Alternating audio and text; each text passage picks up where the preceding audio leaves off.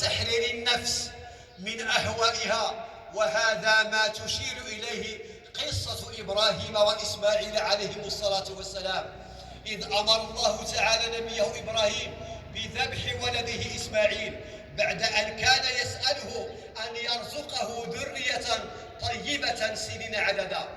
فلما وهب له إسماعيل عليه السلام أمره بذبحه ليخلص النفس لله تعالى، وليكون حب سيدنا إبراهيم لله تعالى فوق كل حب. فما على أبي الأنبياء وإمام الموحدين إلا الامتثال والتنفيذ، وكذلك فعل ابنه البار إسماعيل عليه السلام. يقول الله تعالى: وقال إني ذاهب إلى ربي سيهدين، رب هب لي من الصالحين. فبشرناه بغلام حليم. فلما بلغ معه السعي قال: يا بني إني أرى في المنام أني أذبحك فانظر ماذا ترى. قال يا أبت افعل ما تؤمر، ستجدني إن شاء الله من الصابرين. فلما أسلما وتله للجبين وناديناه أن يا إبراهيم قد صدقت الرؤيا إنا كذلك نجزي المحسنين. إن هذا لهو البلاء المبين وفديناه بذبح عظيم. الله أكبر. الله أكبر. الله أكبر. الله أكبر. الله أكبر. الله أكبر. أيها المؤمنون والمؤمنات، يستفاد من هذه الآيات أن هذه القصة رمز لتمكن فضيلة التقوى من قلوب أنبياء الله تعالى، وهو ما أثمر تضحية وتحررا.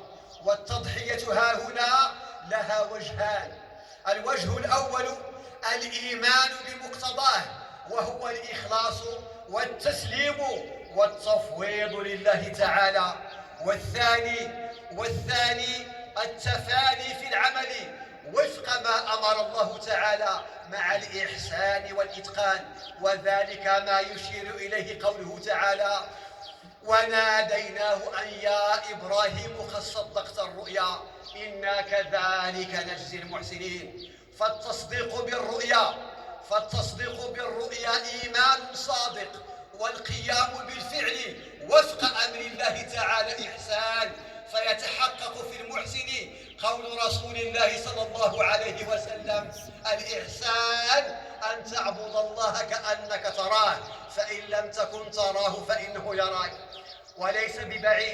وليس ببعيد على المؤمن المقتدي بنبي الله إبراهيم والمتأسي بالحبيب المصطفى صلى الله عليه وسلم أن يكون من المحسنين الشاكرين لأنعم الله المختلفة، وذلك بالإيمان الصادق والعمل الصالح اللذين هما شرطا الحياة الطيبة والسعادة الأبدية في الدين والدنيا والآخرة، وفي النفس ومع المجتمع وفي البيئة التي يعيش فيها.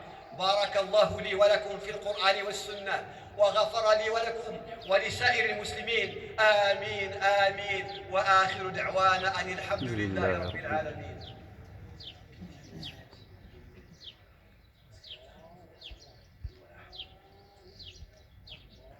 الله أكبر. الله أكبر. الله أكبر. الله أكبر. الله أكبر.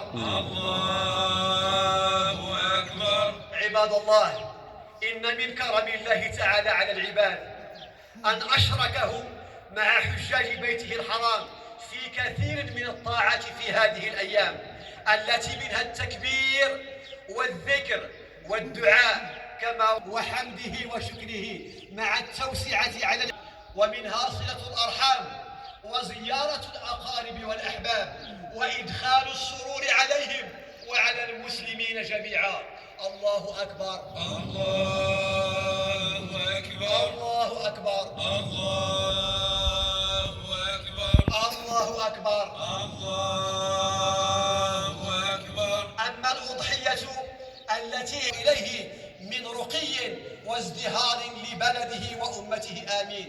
هذا ولنجعل مسك الختام أفضل الصلاة وأزكى السلام على ملاذ الورى